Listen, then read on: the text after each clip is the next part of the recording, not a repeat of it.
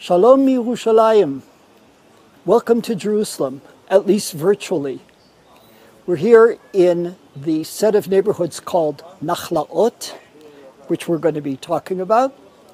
This is a magical place, a very quaint set of neighborhoods, especially at this time of the year.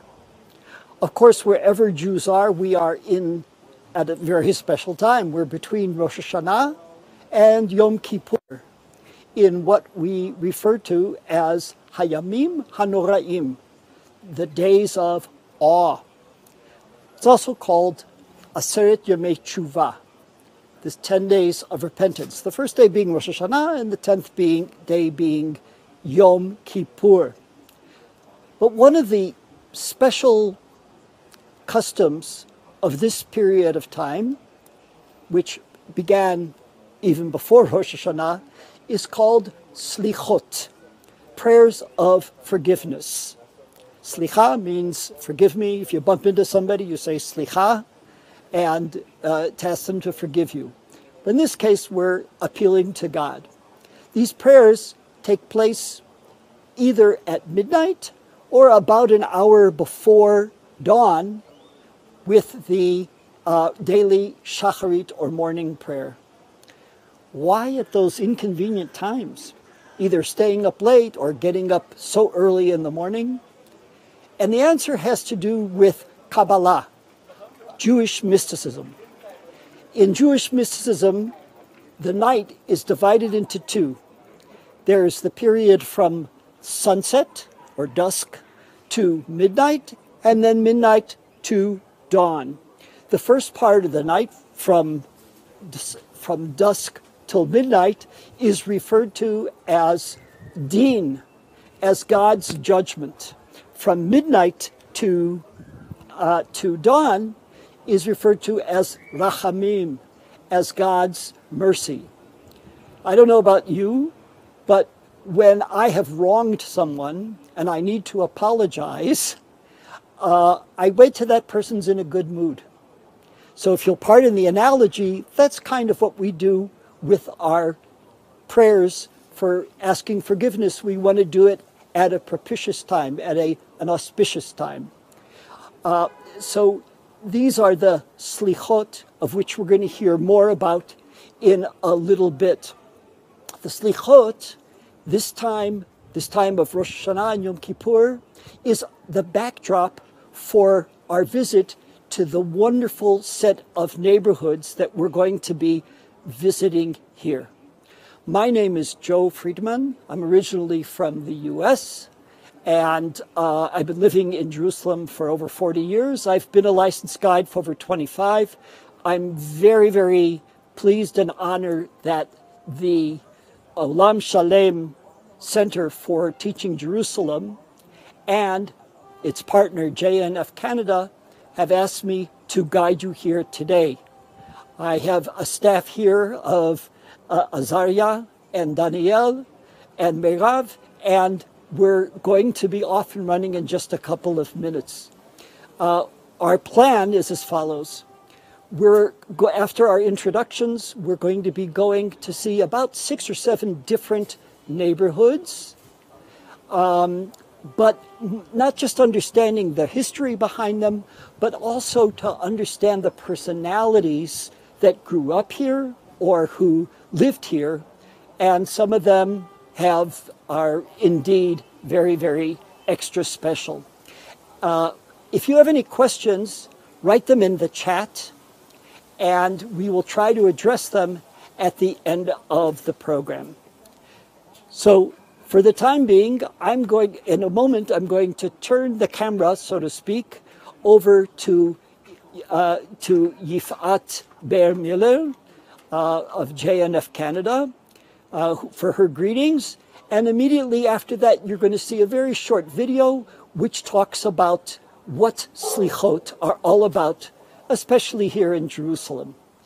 Take it away, Yifat.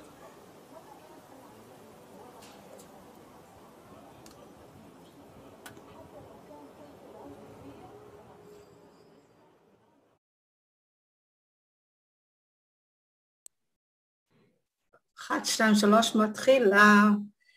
Thank you for joining us today for the slichot tour in Nachlaot. It's a great opportunity to learn more about the meaning of slichot and how it's looked like in Israel.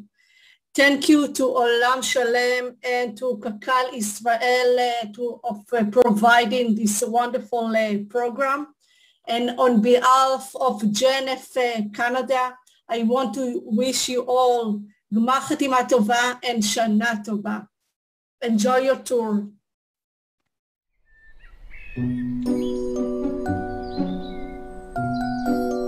If you happen to wake up early, before sunrise, in the month of Elul and Tishrei, and you wander the beautiful alleyways of Jerusalem, you will see lots of people walking the streets.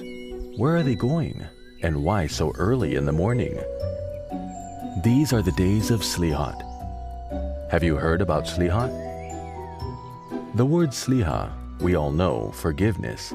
If, God forbid, we hurt someone, we say, slicha, I'm sorry. And it means that I understand what I've done and that I want to make amends. But how is all this connected? Slichot are ancient prayers that have been said for thousands of years. And until today, they are said in synagogues all over the world.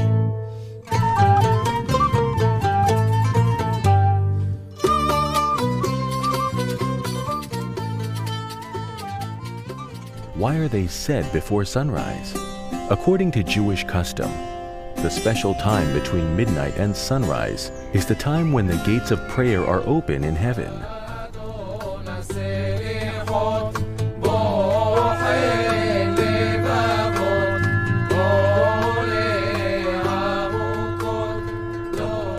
And in the Yamin Noraim, the days between Rosh Hashanah and Yom Kippur, we all make a big effort to wake up early in order to say slichot in the synagogue.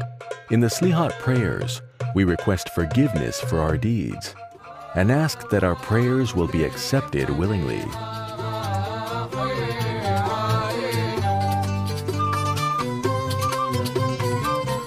It is not only people coming to pray who make their way to the synagogues at night. Many tourists wander the alleyways of Jerusalem, peering into the synagogues and listening to the voices saying slichot according to different customs. And now, we are happy that you've joined our virtual slichot tour straight from the Nachlaot neighborhood in Jerusalem to every place that you may be found in the world. Ready? Let's start.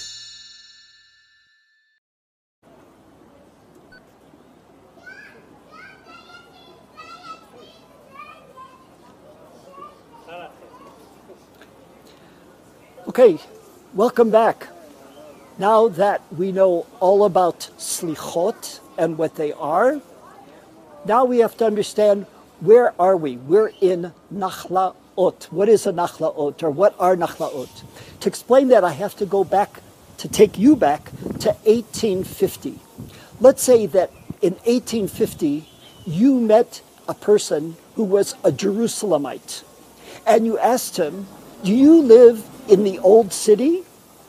He would look at you very strangely.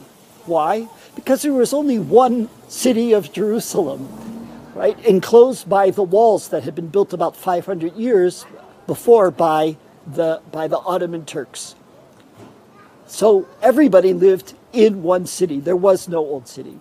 But towards the end of the 19th century, the population of Jerusalem skyrocketed. In the general population, but also in the Jewish population. The Jewish quarter became very, very crowded with a lot of poverty and unsanitary conditions, disease. Finally, in 1860, with the initiative of a man named Sir Moshe, or Moses Montefiore, the Jews started to come out of the old city, what we now call the old city, to live in a neighborhood that was called Mishkanot Sha'ananim. Very few people came out initially, but then it snowballed to the extent that neighborhood after neighborhood started to be built in at the end of the 19th century and in the 20th century. So among those neighborhoods were where we are right now. Our first neighborhood in this cluster of neighborhoods was called, was built in 1875. And then more neighborhoods were added. The neighborhoods were built usually for particular populations. We're in a neighborhood called Maskeret Moshe. Maskeret Moshe was founded in 1882, and it was designated for Ashkenazim, for Jews that came from North and Eastern Europe. It was funded or subsidized by the Yehudit and Moshe Montefiore Foundation. So you hear the name Moshe there, Maskeret Moshe, the memory of Moshe.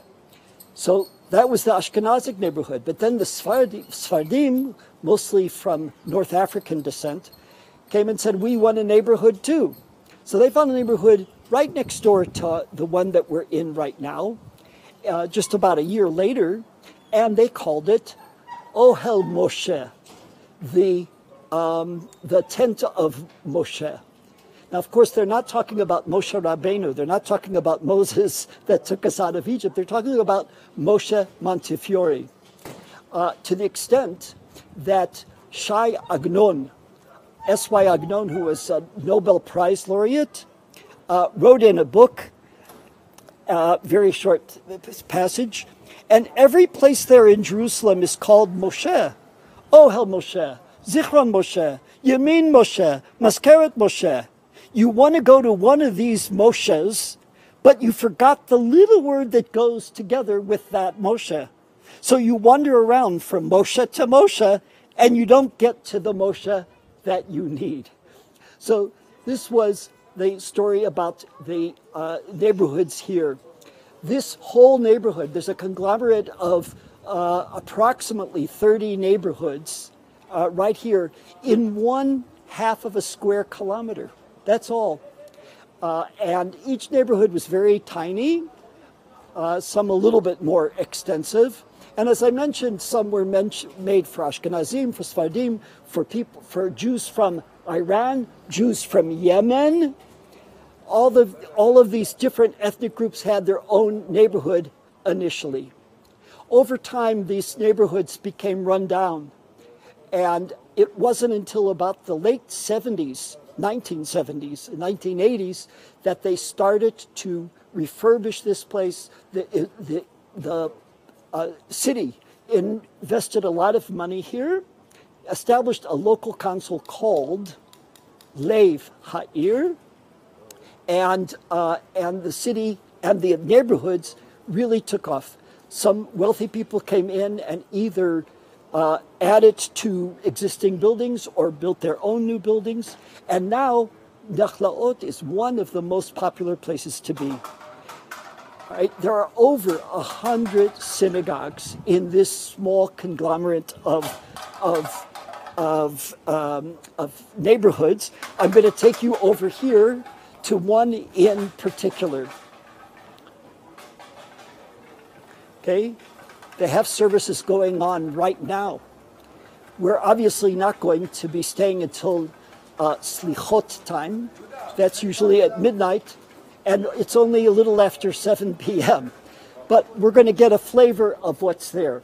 If you take a look at this beautiful synagogue, the outside, it says, Agudat Beit HaKnesset Chesed V'Rachamim, the guild or company of Chesed V'Rachamim, they called it, established this synagogue for the Sephardim, Samech Tet, Miyotzei Ha'ir Ha'atika B'Yerushalayim. ST, the Sephardim ST, who came out of the old city of Jerusalem. Now, this wasn't always a synagogue. The synagogue was first a bar, a pub, until somebody down the street here in Ohel Moshe, in the Sephardic neighborhood, came along and said, this is not right.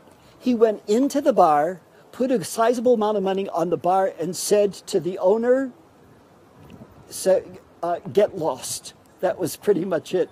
When the building was empty, it was first used as a Beit Tamchui, a soup kitchen for the poor. Later on, it became a child care center, and men would come here from the old city to pick up their kids.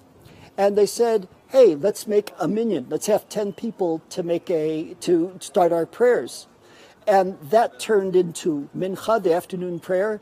Some stayed around until arvit, or ma'ariv, the evening prayer. And before you know it, they had shacharit. And this turned into a synagogue. Now, Joe, you said this is a synagogue for Sfardim ST. Wait a minute. Didn't you tell us that this was an Ashkenazic neighborhood? Exactly. But after that initial period, the populations of the neighborhoods were blurred, and didn't quite matter what background you came from at that time. But what is Samach Tet, ST, after the Sfardim? There are different interpretations of what that means. The most common of which is Sfardi Tahor, pure Sephardic, meaning that they trace their ancestry to the expulsion from Spain. You can see the synagogue operating. We can't go in to disturb them, but you'll see the beautiful metal relief here. Here we have Eshet Chayil, the woman of valor, and yes, you guessed right, this is the entrance for the women, and it's a remarkable place. When you come, hopefully you'll be able to see inside. In fact, and the summary video that you're going to see, you'll get a glimpse of how beautiful this is. Our next stop is going to be at the home of Rabbi Aryeh Levin. Unbelievable character. In order to give you a sense of who he is, we're going to watch a video, and by the time you finish the video, I'm going to be waiting for you outside Rabbi Levin's house. Take it away.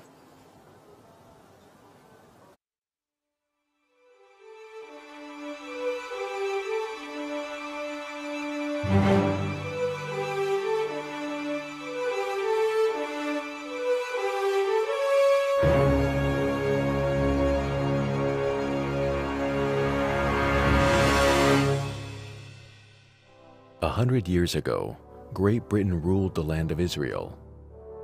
During those years, there was a growth in Jewish settlement, and Jews in Israel looked forward to living in an independent country of their own. There is a ray of light wandering the streets of Jerusalem. It illuminates the darkness. The need for it grows as the darkness deepens. This ray of light was Rabbi Aryeh Levin. Rabbi Aryeh Levin was a short man with kind eyes and a huge heart, who made it his mission to love all human beings. Inside his coat, his wife had sewn a secret pocket so the secret should not be discovered. The house of the Levin family in the Mishkenot Israel neighborhood of Jerusalem was rather small and narrow. It had only 2 small rooms for Rabbi Aryeh, his wife Hannah, and their children. My name is Binyamin Benji Levin. My father was the oldest son of Rabbi Aryeh Levin, the Tzaddik of Yerushalayim. After my bar mitzvah, I went for the first time to Jerusalem and lived with my grandfather in his little room, which was an experience that I will never forget my entire life. The people that came into his little room to visit with him spanned the entire gamut of Israeli society, from the most religious to the most secular, and everyone was welcomed in his home. Every morning, Rabbi Aryeh would go to work. Pacing quickly on his way to Talmud, Hora Etz Haim, he would hold on to the corner of his coat with his hand, as though he were keeping a secret at bay. In the yeshiva that where he worked, he was in charge of the students. My grandfather's room in this yeshiva, in this academy, was the worst room in the entire building. It was a room under the steps, like Harry Potter. My grandfather called my father and said, "Look at this scene before you. What do you see?" He said, "I see boys running back to class after the recess." And then he said to my father, "You know what I see? I see that boy over there has torn trousers. He doesn't have any money to buy a decent pair of trousers. Next few days, he made sure that a tailor came and made him a pair of trousers. He said, "Do you see that boy over there? He doesn't even have what to eat." And then my grandfather went and made sure that every day there was a sandwich in his lunchbox. And that was the discerning eye that my grandfather had, always to see each and every individual and to see what their needs were. When the school day ended, Rabbi Aryeh rushed to get on his way as his hand touched his coat and he heaved a sigh of relief. He rushed to visit the patients in the nearby hospital. He then continued in the direction of the Wailing Wall to pray. This day, something happened which changed his life forever, and so he recounted. I went on a Friday morning to the wall, to the kotel. While I was praying, I heard a woman crying. My holy grandfather said, "How can I pray when I hear somebody else crying? Maybe I can help her." So right away he closed his prayer book and he walked over to the woman and he said, "My dear, why are you crying?" And she said, "I have a son and he has leprosy and he's in the institution, in the leper colony. Everyone is afraid to go there. And I'm also afraid to go there, and I don't know what's happening with my son." And so that day, he made his way from his home in Nachlaot to Talbiyah. That's a long way. That's a pretty long way. I said, "You weren't afraid?" He said to me, "Shluchei mitzvah einan nizakin." If you go to do a good deed, and it's not for your honor, and you're not making money from it, but you really want to help somebody else, the angels watch over you. In those days, the lepers were kept in isolation in the rear end of the city. Every day, Rabbi Aryeh and his wife would come visit the patients, bringing them kosher food and giving them hope and encouragement. The British Mandate ruled the land of Israel. Underground fighters who were opposed to British rule met it with resistance. The underground fighters carried out such tasks as defending the Jewish settlements and helping the illegal immigrants who had reached Israel by sea and had not been issued entry permits by the British. Some of them were arrested for these actions and jailed in the central prison in either Jerusalem or Acre. Rabbi Aryeh was called the father of the prisoners. Not the rabbi of the prisoners, the father of the prisoners. And every Shabbat, every Saturday morning, my grandfather would go, he would walk quite a way to the prison. And my grandmother knew that he would bring notes from their families to them. She sewed long pockets into his black coat so that he could put in all these notes that he brought to the prisoners. There was no WhatsApp. There was no email. There was no telephones. There was no way to tell another person, get in touch with another person. The British, who at first gave my grandfather a difficult time, but when they saw that my grandfather was like a father to all of them, and they realized that this man is a holy man, they never checked him and never bothered him. And every Shabbat, my grandfather would go to pray together with them. And some of the most non-religious prisoners at the time, some of them were atheists. They didn't believe in God or anything. And I asked one of them once, "How did you relate to my grandfather when he came on Shabbat to pray with you?" He said, "Everyone waited the whole week for your grandfather's visit. To get his warm handshake that was like electric, we'll never forget it." He said, "Because we felt in his eyes the love. He was doing it because of the love that he had for each and every one of us." And when your grandfather left, we started counting the days to his next visit. Meanwhile, the British had left. The State of Israel was established, and Rabbi Aryeh Levin went on acting in his special ways, even though he was now an old man. One day he fell ill and was rushed to the Hadassah Ein Kerem hospital. The doctors told him he only had a few weeks to live. One day at the hospital, he had a dream. My grandfather had a dream, and in his dream, all of a sudden his bed where he was lying started to rise. And the top of the bed went up on the top, as if they were coming to take him back to his place. His end was near. He had finished his lifetime work. And as the bed was moving up, all of a sudden, thousands of notes started to snow down like a snowstorm. And these were the notes that through the years my grandfather had brought to all those people suffering, to all those people who were waiting death. They didn't know what would happen with them. The notes that my grandfather took care every Shabbat and every opportunity he had to bring to those people a little message, something from home, a little word of encouragement. At that moment, those notes said, no, no, no, you're not taking this holy man away. They started to flood the place and the bed and knock the bed down. So many notes, one after the other. My grandfather woke up and saw it was a dream. And the dream said to him, no, no, no, your time isn't over, as the doctors say. Those notes aren't going to let you go. All those thousands and thousands of people that you cared for your lifetime are not going to let you go yet. Rabbi Aryeh woke up from his dream and realized that his time on earth had been prolonged due to his good deeds. A year later, he passed away of old age. His legacy remains with us.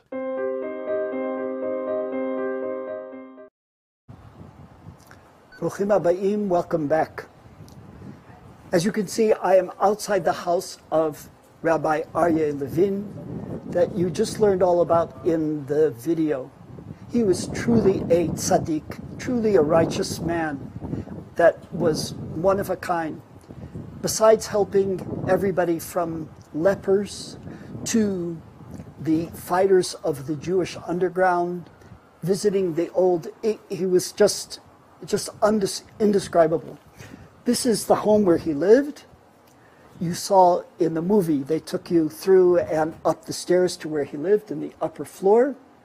Here's a picture of him, and here, you might have seen this in the video also, a stamp that was issued by Israel of Rabbi Aryeh Levin. Most people referred to him as Reb Aryeh. That was his code name. There are so many stories about Reb Aryeh, I could be here all night, but my time here is limited. So I'm going to tell you a few anecdotes, absolutely true, and you'll decide for yourself, is this really a tzaddik, a righteous man, or not?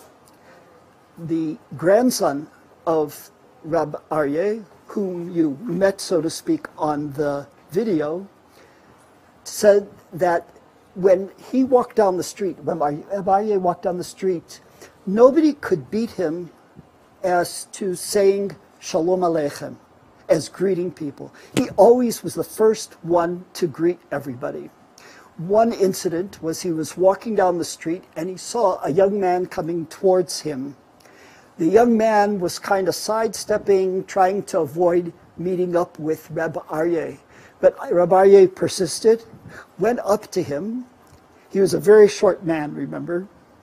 Went up to him and said, "What's wrong? Did I do something wrong to you that you're trying to avoid me?" And the young man was very embarrassed. And he said, "Well, you see, I don't wear a kippah or a yarmulke anymore. And I was embarrassed to see you." And he said, "But you see, I am a short man. I can't see what's on top of your head. I can only see what's in your heart." Another story having to do with this season. As you probably know, we have not just Yom Kippur coming up tomorrow night, but next week we have the holiday of Sukkot. Very close to here is the outdoor market, Machane Yehuda, the Shuk, where they also have a section which sells the Arba'a Minim, the 4 species needed for the lulav and the etrog and the myrtle and the arava, the willow. And Reb Aryeh would go to this market in order to buy an etrog. He would go inside and there would be all these people standing there examining the etrog with a magnifying glass to make sure that there were no imperfections. Reb Aryeh would come in, he would take the first etrog that he saw, made sure that it was okay, paid his money, and went outside. So some people saw this and they said, Reb Aryeh, how come you don't examine the etrog more closely like everybody else in the store? And he said, I'll tell you why. In the Torah, there are two mitzvot, there are two commandments that use the word hadar, hey dalet resh, which means splendid or to revere. The first one is pri eitz hadar, the fruit of a beautiful tree, which we refer to as the etrog.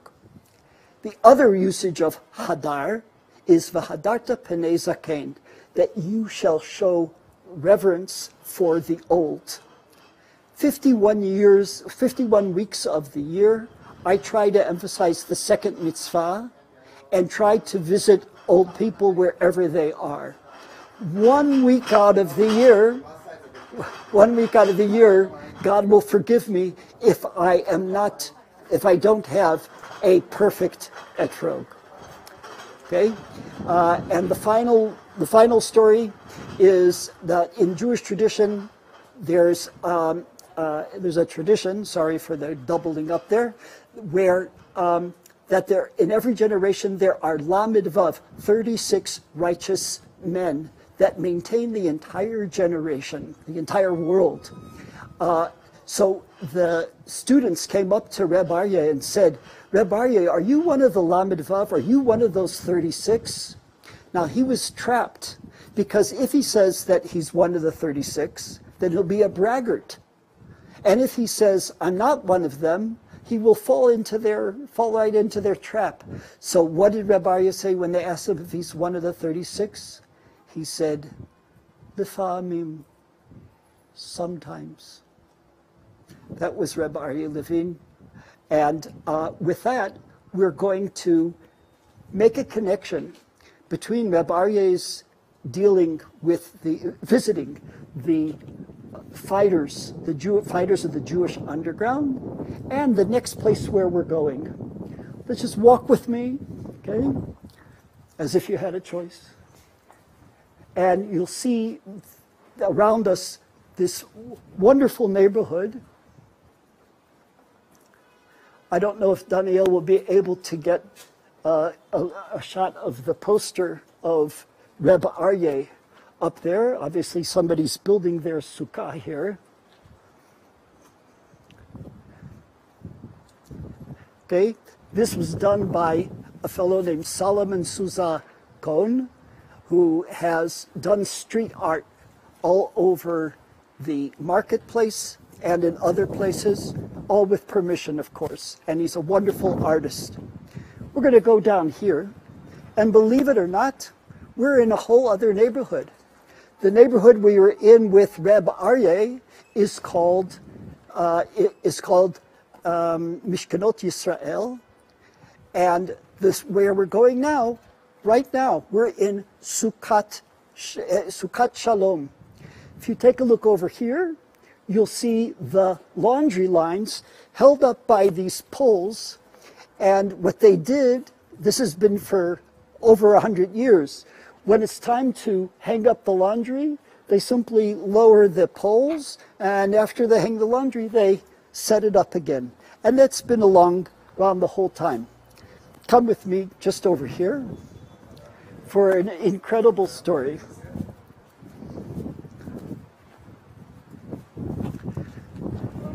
Okay, again, we're in a neighborhood called Sukkot Shalom. Okay, Sukkah, you know what a Sukkah is. Sukkot Shalom, it was really named for one of the benefactors that funded this neighborhood. His name was Shalom Konstrom. And so they named this Sukkot Shalom. It was founded in 1888. And the building behind me, actually the first room behind me, was called, kind of a secret name, the Edison Room. The Edison Room, what does it have to do? It was a code name for an organization called the Irgun Tzva'i Le'umi. In Hebrew, that's Etzel, one of the units that fought in the underground in pre-state times. In North America, you probably know it better as the Irgun. And this was the organization that Menachem Begin was involved in, and so on and so forth.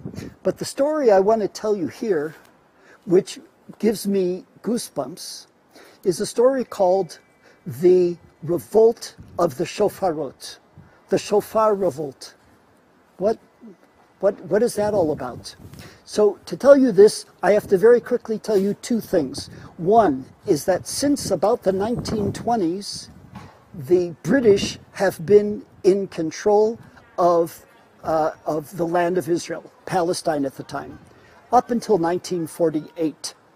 That's number one. Number two that you have to understand is that, and you'll understand the connection, the Western Wall, the Kotel, was a very, very small alleyway. Okay, Danielle, if you can, am I holding this good enough? Take a look. This is what the Western Wall, the Kotel, looked like in approximately the 1930s. Okay, you'll see it's a very narrow alleyway. Why is this so important? So it has to do with 1929, where there was a lot of tension between the Jews and Arabs, here in Jerusalem in particular, and the British, who were in control, they bent to the demands of the Muslim authorities to, the Muslim authorities to take away the mechitza, the divider between men and women at the Kotel. That's why you don't see it here. The other thing they said was no blowing of the shofar at the end of Yom Kippur. Well, that was really upsetting to many, many Jews, especially the Irgun, who's had one of their bases here in this room. And they got together and said, what are we going to do? Said, what we have to do is to organize ourselves so that we will blow the shofar even despite whatever the British are saying. So the first one to do this was Rabbi, I don't know if he was rabbi at the time, but Rabbi Moshe Tzvi Segal, or Siegel. And Rabbi Siegel said, I'm going to take care of this. And when he got to the Kotel, to the Western Wall, as Yom Kippur was ending, he asked a local rabbi there, where can I find a shofar? And he said, in Yiddish he probably said, Pasnish, you can't do that, it's forbidden, right? He said, don't worry about it. And he went and he found the shofar underneath a prayer stand, and just as the sun set and the time to break the fast came, he put the talit over his head and he blew the shofar. Immediately, the British arrested him and took him to what's called the Kishla, that's the police headquarters inside the Jaffa Gate, without giving Moshe Tzvi anything to eat or drink after the fast. When the head rabbi of Eretz Israel, whose name was Rabbi Abraham Isaac HaKohen Cook, when he heard this, he went up to the British and said, I'm not going to eat anything until you release him. And that's what happened. So every year at Yom Kippur, before Yom Kippur, they would meet here and decide who was going to sneak in the shofar, who was going to blow the shofar, who was going to try to block the British. It sounds like a football plan, right? And sure enough, somebody was always there to blow the shofar. Fast forward to 1947. There was a man who was born right here in Sukkot Shalom, whose name was Avraham El-Kayam. And Avraham El-Kayam said, I'm going to blow the shofar. This is 1947. Keep the date in mind. He prayed that day in the Jewish quarter, went down to the Western Wall. He blew the shofar, Tkiya Gedolah, and sure enough, the British grabbed him, and he spent the next 3 months in jail. But that was the last time that they could do an underground clandestine shofar blowing. Because why? Because shortly thereafter, the War of Independence broke out, and then the whole old city fell to the Jordanians, and not one Jew was able to go to the Western Wall or the Kotel. Fast forward again to 1967. Okay, the Six-Day War, the old city reverts to Jewish control, and one of the first things they did was to enlarge the plaza next to the Kotel, more or less to see for what we see now. So one of the people that was very anxious to get there was that same Avraham El-Kayam, the man that was born right here and who had blown the shofar in 1947. He was in Miluim, that's the reserves, and he made sure he got down to the Western Wall. He asked around, found somebody who had a shofar. He blew the shofar and gave it back to the man. An older man was standing near him, and he went and he said, "How come it was so important for you to blow the shofar?" You know what he said? He said, "My name is Avraham El-Kayam, and I was the last one to blow the shofar when the Kotel, after Yom Kippur." And the older man just broke out in a smile, and he said, "You know what? My name is Rabbi Moshe Tzvi Segal, and I was the first one to blow the shofar clandestinely." So they embraced, and it showed a closure at the Western Wall. That's what we have to say here. The next place I'm going to meet you at, sorry, not good English, is at some ultra-Orthodox neighborhoods. And in the meantime, you're going to be seeing some, hearing some music and so forth, and I'll meet you there. Say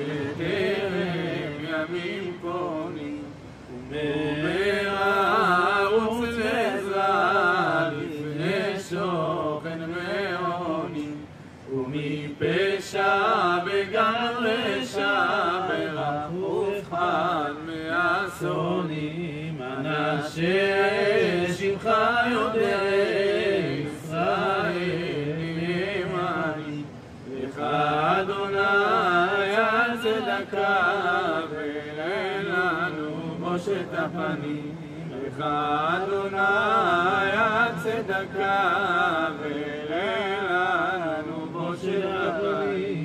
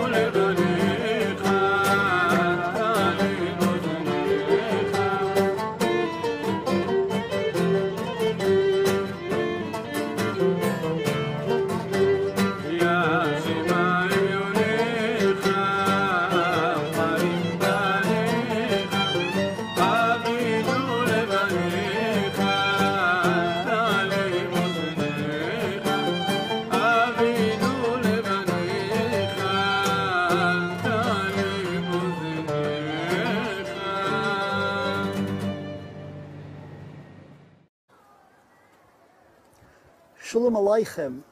I deliberately saying that with a Yiddish accent because we are between two neighborhoods that were established for the Haredi, or ultra-Orthodox Ashkenazic community at approximately the turn of the century, 1900. And here is the story. First, I mentioned to you that there are two different groupings within the Ashkenazic Haredi community. And it's very important to see the differences. The first grouping is that of the Hasidim. They're the most noticeable. Their spiritual guru from the past is the Baal Shem Tov that lived in the middle of the 18th century.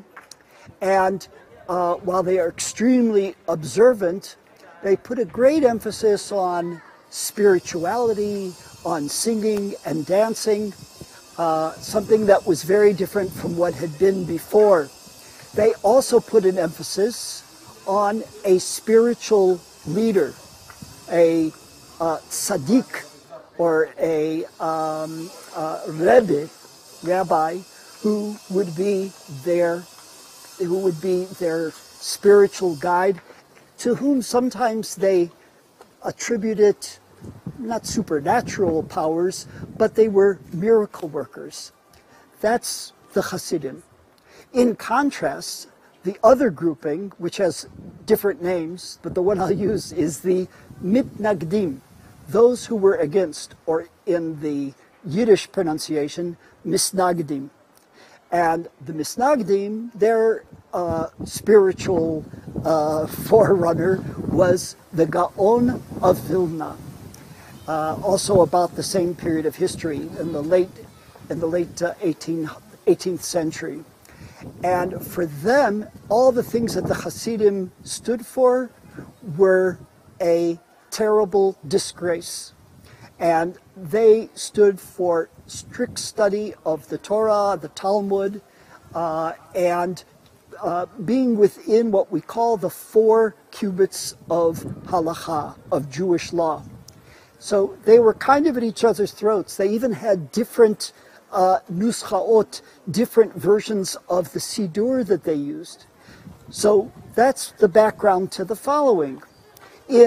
At the turn of the century, a man named Rabbi Menachem Mendel HaKohen Rand came from, he was a Hasid from Galicia in Poland, and he came to Eretz Israel, to the land of Israel, with a lot of money. I don't know, I know how he made his money, but I can't take the time to talk about it right now. And he first went to Tzfat in the north, and then he came down to Jerusalem in the Old City. That's Rabbi Rand.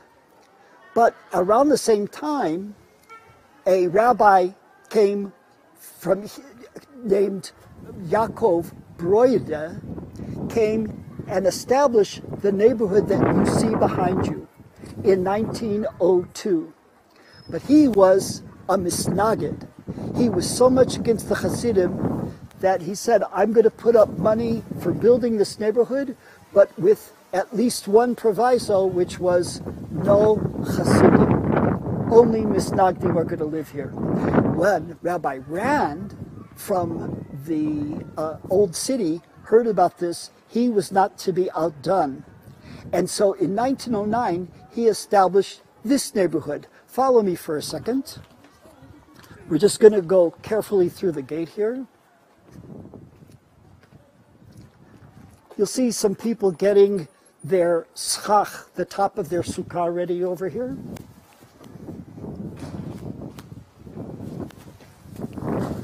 And this was a neighborhood that was built by Rabbi Rand. It was a relatively fancy neighborhood, 2 stories. If you can look over here for a moment, you'll see an upper story down here. There were 2 luxurious rooms. That was a luxurious apartment back then. A nice synagogue, mikvaot, ritual baths, one for men, one for women, and it was a nice place to live. So this was the rivalry right across the alleyway. One for Ashkenazim, for Hasidim, and one for Misnagdim, and neither the twain would meet. I'm just going to read to you what somebody wrote about the 2 different neighborhoods. The 2 courtyards competed with each other for many years. When, in Bate Broide, across the street, they had already prayed the Mincha Gedolah. That's the afternoon prayer that you pray right after midday. after they were already prayed Mincha Gdolah, according to the practice of the Misnagdim, the Hasidim in Batei Rand, in this neighborhood, were coming out with their ear curls, okay, with their peyot, dripping pure water, because they just came out of the mikveh and were making preparations to start praying Shacharit, to start praying the morning service. Okay? In Batei Broidi, they recited psalms sadly and with depressed spirit, while at the same time there was a circle of Hasidim who were fervently dancing and singing. So this gives you a little bit of the contrast between the two. For those of you who haven't read or don't remember reading a terrific short story by Y.L. Peretz, Yehuda Leib Peretz. It's a story that was written in Yiddish, but you can download it in English. It's called If Not Higher, and it's a terrific story. It takes place in slichot times and tells the story of these two groupings, not right at this place, but otherwise you'll catch on. So mark that down. If Not Higher by Peretz, P-E-R-E-T-Z, Z, excuse me. Do we have time for one more story? Yes. Yeah. Okay. One quick story, anecdote of two people, one a Hasid and one a Misnagid, who were study partners. Okay? They were sitting and studying together a page of Talmud. How they got along, I don't know. But they were studying, and this is the connection, they were studying Masechet Sukkah, the tractate of the Talmud, which deals with the holiday of Sukkot, both the building of the Sukkah and, of course, the Lulav and Etrog and so forth. And on page 28a, I know because I studied that page not so long ago, on page 28a, there was a story that blew the mind of the Chassid. He says, wow, what a gewaltic, that means terrific, what a gewaltic incident happened. Well, what was it? It says in the Talmud that Yonatan ben Uziel, or Yosanan ben Uziel, would study, when he studied Torah, and a bird flew over his head, the bird would go up in flames. Okay, some of you might remember that story. So the Chassid got so excited about this, and the Misnagid said, "What are you so excited about?"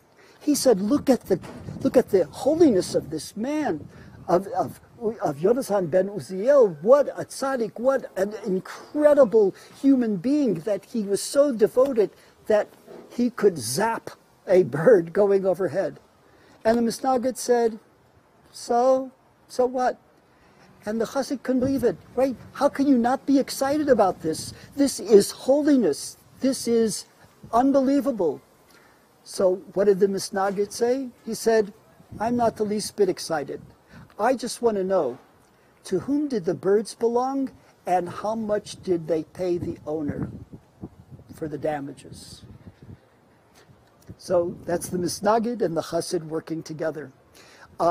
Our next stop is going to be a shift of gears. We're going to be going to the Sephardic neighborhood called Ohel Moshe, which I mentioned much earlier in the evening. And on our way, you're going to see clips of a video of a production which was called Bustan Sfardi, the orchard, the Sephardic orchard. It was written by someone who we're going to meet on our way. And you'll see that this is a section that deals with slichot. And although it's all in Hebrew, you'll get a flavor of it, and you'll also hear some of the melodies that were sung during the slichot time.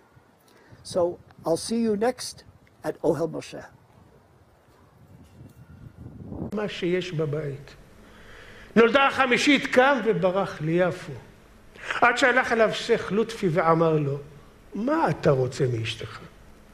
יש אצלנו בערבית פתגם שאומר, אל ארט דומק, יעני האדמה לפניך. בתזרע פיג'ל, יעני תזרע צנון, בטלה פיג'ל. אבל בתזרע בטטה, בטלה בטטה. סליחות! אדון הסליחות, בוחן לבבות, גולה עמוקות, דובר צדקות, חטאנו לפניך, רחם, רחם עלינו. אדון הסליחות, בוחן לבבות, גולה עמוקות, דובר צדקות, אדור בנפלאות, ותיק בנחמות, זוכר ברית אבות, חוקר כליות, חטאנו לפניך, רחם עלינו. חטאנו לפניך, רחם עלינו. יקומו הבריות ויתעוררו. יתעוררו כעמים לעשות רצון הבורא. לכולנו הבל ובצווארנו חבל. עמוני הוא האלוקים, עמוני הוא האלוקים, עמוני הוא האלוקים, עמוני הוא האלוקים. טוב ומתאים לבריות, יודע כל נסתרות, כובש עוונות, לובש צדקות. מלא זכיות, נורא תהילות, סולח עוונות, עונה בצרות, חטאנו לפניך, רחם עלינו. חטאנו לפניך, רחם עלינו. אל נורא עלילה, המציא לנו מחילה, בשעת הלילה. אל נורא עלילה, המציא לנו מחילה, בשעת הלילה.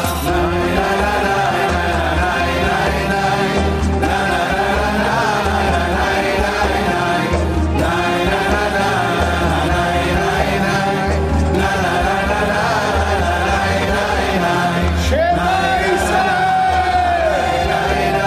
עמוני אלוהינו, עמוני אחד,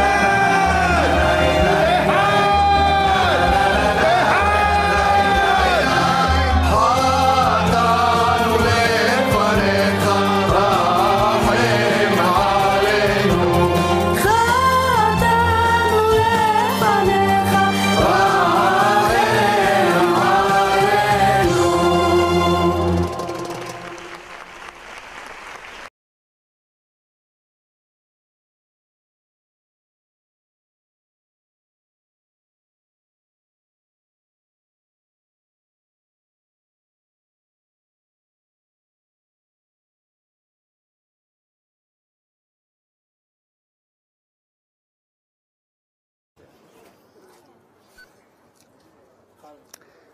Okay, welcome to Ohel Moshe.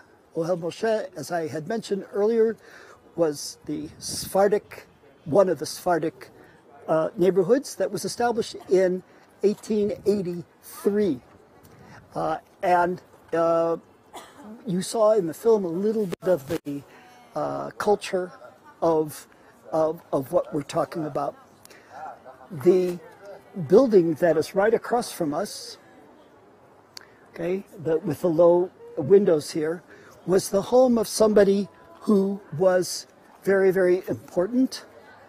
And that was a little boy in that picture is none other than Yitzchak Navon, his brother Victor, and his parents Yosef and Miriam. His father was very active in building Jerusalem, without going into details right now. But Yitzchak, first of all, he wrote the script of the Bustan Sfardi that you saw being played on the video. He wrote other things. He wrote poems. He was really remarkable. But most people know the name Yitzchak Navon as the 5th president of the State of Israel. His beginnings were right here in Ohel Moshe. Right next to their house, if you'll just bring the camera around, you're going to see a rounded top of the platform over here.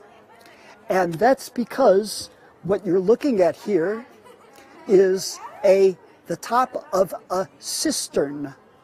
What is a cistern? A cistern collects rainwater, and that was how Jerusalemites survived for hundreds of years, by collecting rainwater in the winter, using it during the winter, but also having it for the summer.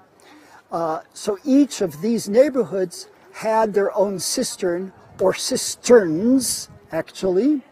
One for drinking water, one for washing, sometimes one for doing the laundry, and that's how people survived.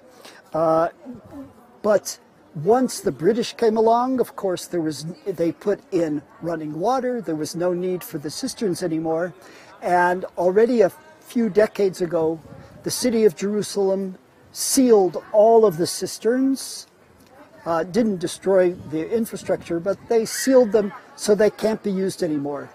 One writer, whose name was Yaakov Yehoshua, was very, very disappointed at the disappearance of the cisterns. And he talked about growing up here in this neighborhood as follows: the music of our childhood water cisterns has ceased. The buckets will no longer go down into the depth of the cisterns and up again. And the landladies that used to meet during the mornings near the mouth of the cistern and discuss current issues will no longer meet there. These cisterns took with them some of the joy of life that prevailed in the neighborhoods. Today, the landlady pours out her heart in front of the tap in her kitchen. That's a little bit about the cisterns. But before we move on from this place, I want to mention to you, come back to Yitzchak Navon, the guy that became president, who, when he said as follows: "What can I tell you? I don't know how, but every time I'm in Jerusalem, my feet bring me here to the neighborhood, to my neighborhood in Jerusalem. Look here, you see this house here is where I was born 40 years ago." All right, shows that this was written a while ago. "In this courtyard, opposite the cistern, we had 34 different types of metal flower pots, which mother would paint white with spices, cloves, mint, ruda, sheba, jasmine, and many others." So that's a little bit of the flavor of what we have here. In the corner, Daniel, could you just get where there's lights up on top, and at the very end, we're not going to go over there, but there's a synagogue there, one of over 100 synagogues in this whole area, which is called the Abraham and Sarah Synagogue. Not because of Abraham and Sarah from the Torah, but Abraham and Sarah, who came from the city of Ioannina in Greece, in northwest Greece. This city was famous for a Jewish community that was called Romaniat, meaning that they traced their ancestry back to the destruction of the Second Temple. So fascinating community. At this time, there are no more Romanians, no more Ionians alive anymore, and not their descendants. And so the house where they lived, the synagogue, which was dedicated afterwards, now serves the general Sephardic population. And we'll listen to some more music as we go to our last official stop, which is in a place called Nachlaot Zion, and we're going to see there a Syrian Jewish community. So.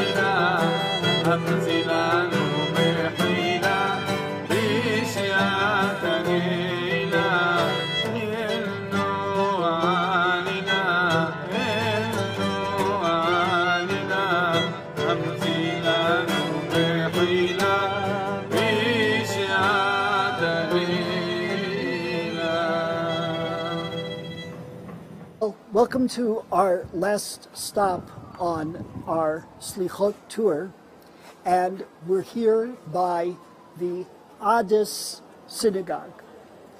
This synagogue is in the neighborhood which surrounds us here, called Nachlaot. Remember, the whole set of neighborhoods is called Nachlaot, which means inheritance or household.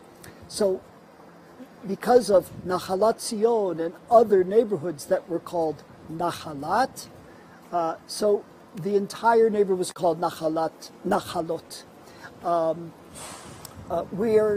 This synagogue is probably the largest synagogue in all of Nachlaot, and it's amazing inside. I can only give you a brief look at it in just a moment, but our story is about Jews from Aleppo, Halab in Arabic and in Hebrew, Aleppo in Syria.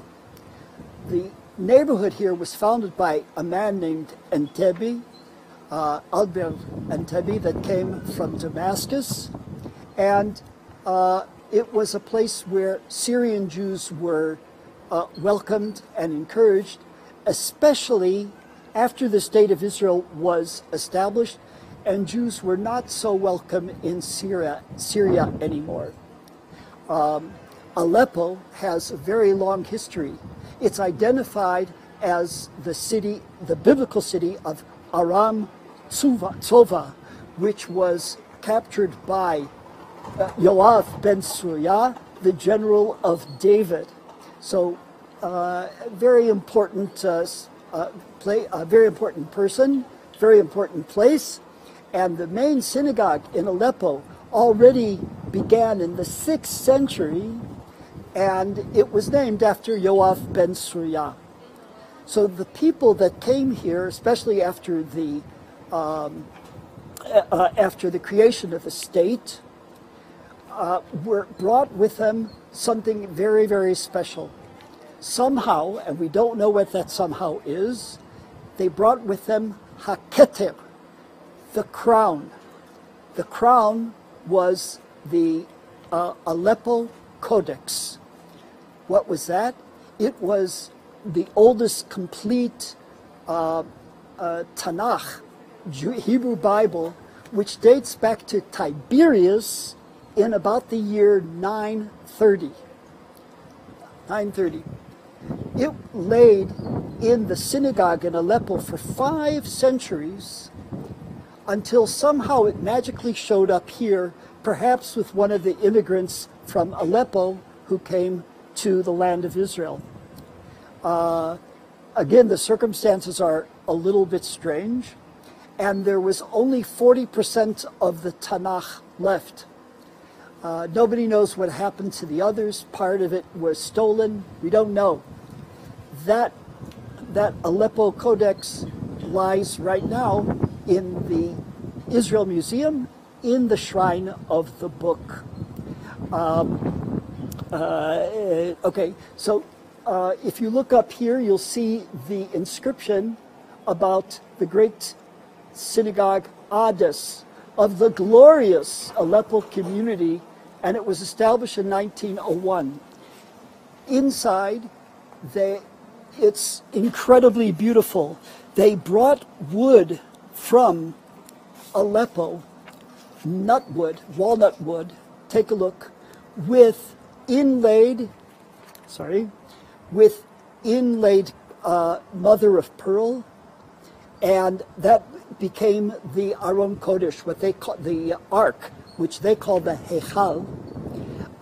And you can see the beautiful bima in the middle, and the decorations, the paintings along the walls, on 3 walls. The painting was done by a man named Yaakov Stark, who lived here in this neighborhood. He was first a student and then a teacher at the newly established school called the Batzalel School of Arts. He volunteered to paint what you can see up here, okay, to paint all around on 3 walls with all kinds of Jewish symbols. Well, duh. And he said, I don't want any salary. Just please pay for my materials. So he did this between 1911, 1913. Unfortunately, Yaakov Stark passed away from pneumonia and typhus, terrible, during World War I in 2015. Speaking of World War I, if you look carefully over here, you'll see in the doors where shrapnel, this is from the First World War, okay? And it's remained that way ever since. Besides the beauty of the synagogue, the music that comes out of this synagogue is something to behold. I've been here several times. The services are extremely long, but the melodies are just incredible. In fact, they're very critical of anybody who's the chazan, and if they are off, if they are flat or off by 1/4 of a tone, they yell out in Arabic, barra, which means, it actually means outside, but in this case they mean you're off key. So they're very meticulous about it. They have a series of what they call bakashot, requests, which they sing for hours on Friday night between in the wintertime. So that's a little bit about this synagogue, which deserves a lot more, and I would encourage you to come here on your own. In the film that you're going to see in just a couple of minutes, the summary film, it's only a couple of minutes long, you're going to see some of the inside of this synagogue as well as some of the other synagogues that I've pointed out along the way. I'm going to turn the attention over to Meirav from the Olam Shalem Center, and I'm just going to add right now my own wishes for a Shana Tova and Gemar Chatima Tova. For those of you who are fasting, may you have an easy and meaningful fast. So here is Meirav, and I'm going to try to give this to you. Just talk into the mic. Okay, thank you. All right. I got to stay close to her. Was it? Okay. Okay. Keep going. It's okay. Perfect. Thank you. All right. So first of all, thank you everybody for coming. I'm going to give a really, really quick thanks to everybody here. Joe, thank you so much. It was wonderful. Thank you to Azaria and Daniel, our amazing cameraman, and to Michal, who's right behind there, who you can't see, who put this amazing tour together. I'm Meirav. I work for Olam Shalem. I just wanted to introduce us a little bit to make sure you know that we exist. Olam Shalem works throughout the whole year to create educational content about Jerusalem in 5 different languages, English, Spanish, French, German, and Russian. We have a lot of lesson plans. We have special projects. We have 2 different websites, one for schools and one for youth groups. I encourage you all to look us up, to Google us, to find everything we have to offer. We would love to hear back from you. Hopefully we'll be sending out an email with all of our information. We would love to keep in contact with you and to stay in touch. Thank you for joining us, and we hope to see you soon. Okay, and now the film. And now you are welcome to see our summary film just to finish the whole evening off. Thank you. And Shana Tova. We walked through Jerusalem in slichot days. What an amazing opportunity and honor. We started at the Sephardic synagogue, Hesed V'Rahamim, meaning kindness and mercy. The name of the synagogue is so fitting, considering the time of year. We continued on to the house of the modest and pious Rav Aryeh Levin, and we walked in his footsteps on a Jerusalemite kindness-filled route. We visited the courtyard of the philanthropist Menahem Mendel HaKohen ran, and walked together through the beautiful Ohel Mosh neighborhood, also known as the Sephardic Orchard. We learned about the Shofar Rebellion and the inspiring story of Avraham Elkayam, who grew up in the Sukkot Shalom neighborhood.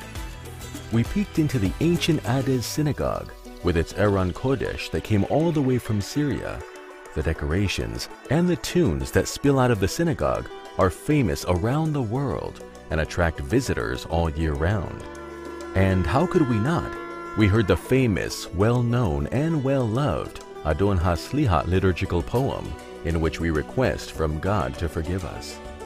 Jerusalem tells the story of all the different ethnic groups who realized their dreams many years ago and built their homes in Jerusalem.